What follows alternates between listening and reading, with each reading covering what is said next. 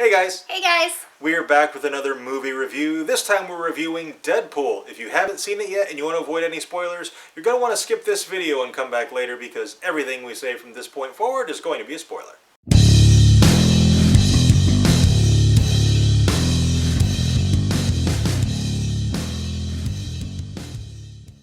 Okay, first off, great movie. Yeah, fantastic. I wouldn't go so far as to call it the best superhero movie ever, which I have seen, various review blogs say, but it was the best possible Deadpool movie they could have possibly have made. Yeah, it was absolutely fantastic. They did so many things right. Yes. Beginning with the opening credits. Oh my god, yes! The opening credits, it just starts you on your journey of hilarity throughout the entire movie with produced by some asshats or whatever, it just it doesn't have any names. Starring that cute guy. Yeah. With token teenage girl and CG character. Or angsty teenage girl, CGI character. British villain. Yeah, British villain. Things like it was that started you off. Yeah, it got you in the mood for the movie. Like when you're cracking up at the opening credits. I mean, the opening credits is the kind of thing where it's okay if we have to take a little longer getting popcorn or whatever. It's just the opening credits. No, if you missed the opening credits, you missed the beginning of the movie. Yeah, not that it was important. No, but it was part of the experience. Yeah, absolutely. Yeah. Now, the thing the movie did that I absolutely loved is it told basically about half of it was non-linear. Like the origin was mixed in with the rest of the narrative. Yeah, it started right in the middle of things, and then it kind of went back, and it would do a little origin, and then it'd go back into the middle of things, and then back and do a little more origin. Yeah. And it was great because a lot of times these superhero movies, the first half of the movie, you're kind of almost bored. Yeah. And this one here, it was just action-packed throughout the whole thing, and it had all the drama and origin all spread out nice and evenly, so you didn't feel bored. We weren't, waiting for Deadpool to become Deadpool. Yeah. And, it's like you waiting for Spider-Man to become Spider-Man, waiting for Captain America to become Captain America. No, we start it, and it's the middle of the chase, which we've all seen, various snippets of that scene.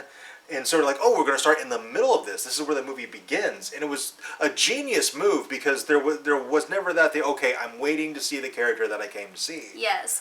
And some other things that they did absolutely brilliantly is you kind of get the impression that between mutation and when the movie starts is a couple of years. Mm-hmm. And they kind of do snippets of him when he first became Deadpool, first with a white outfit and then with the red outfit, and it just kept improving instead of coming out first outfit looking straight off of a production line. The first couple outfits were pretty crappy, and they just got better as it went, and I liked that. Like a white hoodie and a ski mask. Yeah. And then the blind lady, she's like, wear red.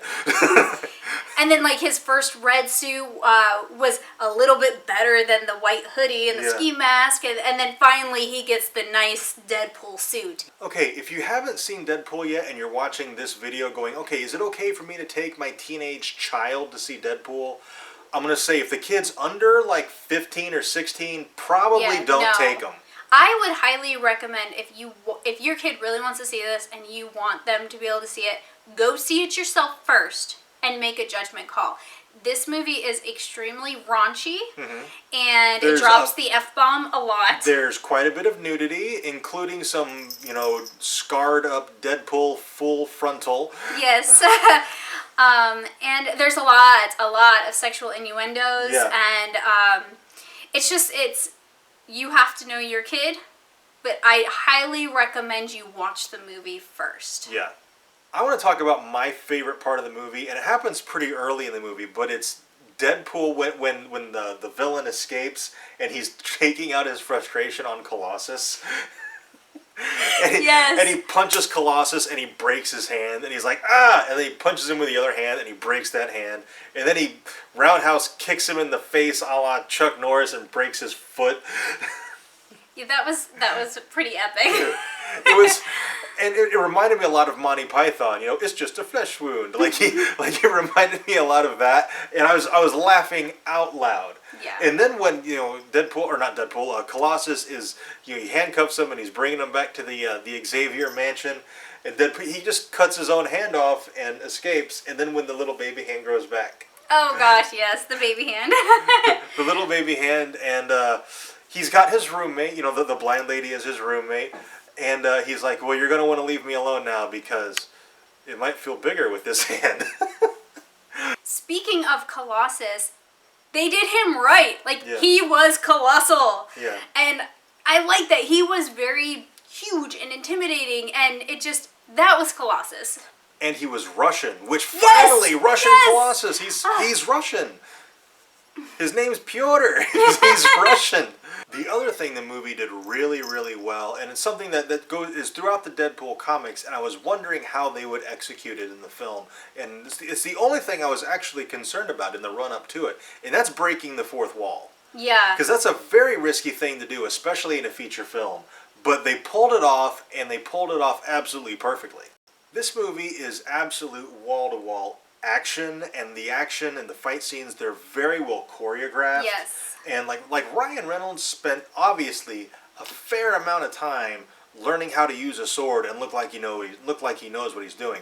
Now clearly he did have a stunt double Yes. for a lot of this stuff, but from what I've read, Ryan Reynolds did a lot of this stuff himself.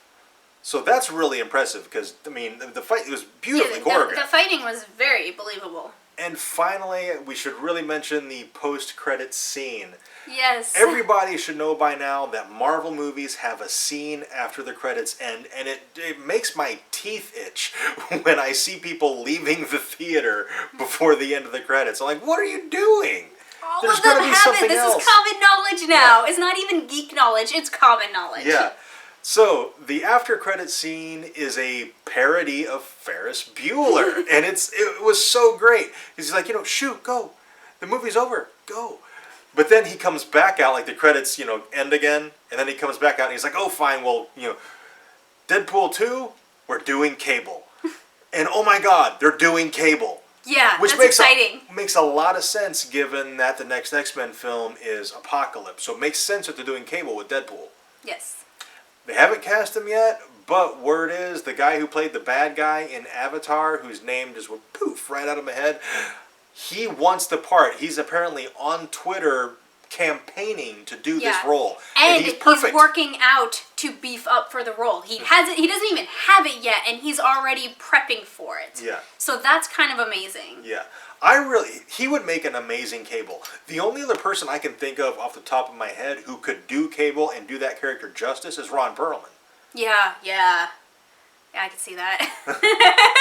Okay, I think that's pretty much it for this review. There's probably tons of stuff that we didn't talk about that you think we should have. Let's talk about it down in the comments. There's so many things that we could talk about Yes. this movie. I don't want to make an hour-long video. So let's discuss it down in the comments. Also, if you enjoyed this video, and we certainly hope you did, be sure to let us know by clicking that like button and subscribe for more reviews. And thank you very much for watching, and we'll see you next time.